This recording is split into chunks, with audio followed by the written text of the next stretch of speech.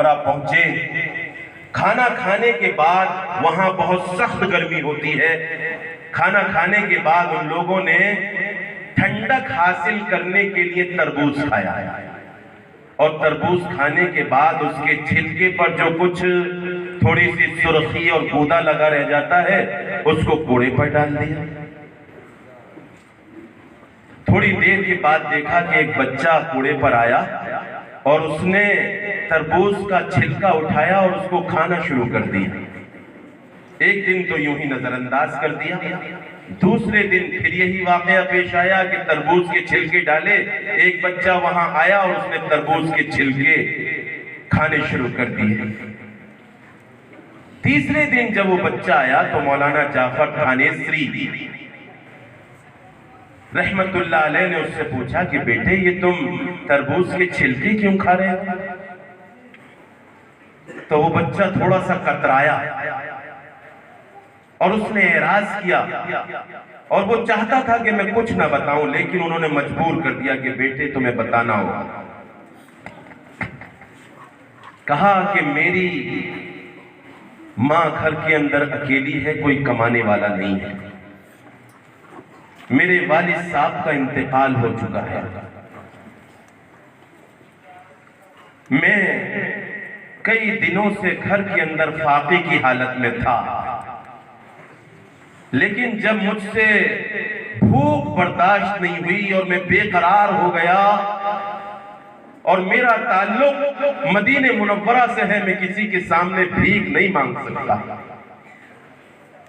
मेरी मां ने भीख मांगने से मना किया है।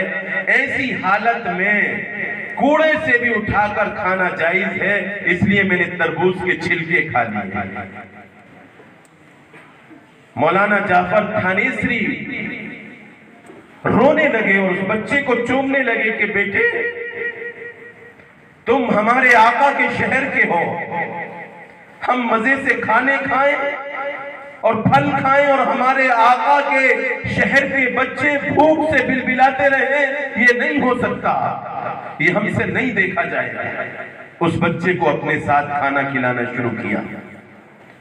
फिर उस बच्चे से पूछा कि बेटे तुम पढ़ते भी हो? कहा नहीं। या अम्मी ला अक़राउ लैसा ली मालुन, ए चचा जान मैं पढ़ता नहीं, मेरे पास तो कुछ पैसा भी नहीं। तो उन्होंने कहा कि बेटे अगर हम तुम्हें अपना बेटा बना लें और हिंदुस्तान लेकर जाएं और बेहतरीन मदरसों में तुम्हें पढ़ाएं, बेहतरीन चीजें तुमको खिलाएंगे, फल खिलाएंगे, अच्छे अच्छे खाने खिलाएंगे, तुम्हारे अच्छे अच्छे कपड़े, लेकिन मेरी मां से पूछ लीजिए, वो और दो तीन लोग और मौलाना जाफर थानेसरी रहमतुल्लाह अलैह उस बच्चे को लेकर उसकी मां के पास पूछने गए और कहा कि हमारा जी चाहता है कि हम इस बच्चे को हिंदुस्तान अपने साथ ले जाएं, इसको हम पढ़ाएंगे और अपने बच्चों से ज्यादा इससे प्यार और मोहब्बत करेंगे, कभी इसको एहसास नहीं होने देंगे। मां ने फौरन कह दिया ठीक है आप ले जाइए। वो बड़े हैरान हुए कि एक मां अपने बच्चे के बारे में कह रही इसको ले जाइए। बड़ा ताज्जुब उनको हुआ। जब वो बच्चे को वहां से लेकर चले तो रास्ते में उसको फलों की दुकानें मिली। उस बच्चे ने पूछा अयूजदु अस्समर फिल हिंद या अम्मी, ऐ मेरे चचा क्या हिंदुस्तान में फल भी पाए जाते हैं? कहा हाँ बेटे हम तुम्हें फल भी खिलाएंगे। क्या वहां पर इस तरह की चीजें भी पाई जाती हैं? कि हाँ बेटे वहां ये सब चीजें पाई जाती हैं। वो बच्चा सवाल करता रहा, वो जवाब देते रहे, यहां तक के जब वो आते आते अल्लाह के रसूल सल्लल्लाहु अलैहि वसल्लम के रोजे पर पहुंचे हैं तो उस बच्चे ने बड़ी मासूमियत के साथ पूछा कि या अम्मी, ऐ मेरे चचा ये बताइए क्या आपके हिंदुस्तान में अल्लाह के रसूल भी मिलेंगे, अल्लाह के रसूल का रोजा भी मिलेगा? कहा नहीं बेटे इस मोहब्बत के लिए और एक दीदार करने के लिए हम हिंदुस्तान से सफर कर कर यहां पर आए हैं, वहां पर ये नेमत कहां? कहा कि जब वहां पर ये नेमत नहीं है, मैं भूख को बर्दाश्त कर लूंगा, फाकों को बर्दाश्त कर लूंगा, लेकिन मैं अपने आका हजरत मोहम्मद मुस्तफा अहमद मुस्तफा सरवरे कायनात सल्लल्लाहु अलैहि वसल्लम के जीवार को और आपके पड़ोस को छोड़कर गवारा नहीं कर सकता।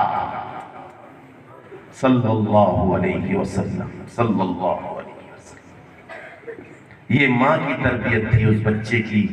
कैसी तरबियत की थी? माँ ने फौरन इजाजत दे दी। इजाजत क्या? वो जानती थी कि मेरा बच्चा जा ही नहीं सकता, मेरा बच्चा अपने आका के शहर को छोड़कर जा ही नहीं सकता। तो मेरे भाइयों, हम इन मदरसों के बच्चों का ख्याल करें। मैं आपसे बड़ी मोहब्बत के साथ कहता हूं, ये मदरसे के बच्चे आपके बच्चे हैं। इनको अपने दिल में जगा दीजिए। ये उलमा जो आपके शहर में पढ़ाते हैं,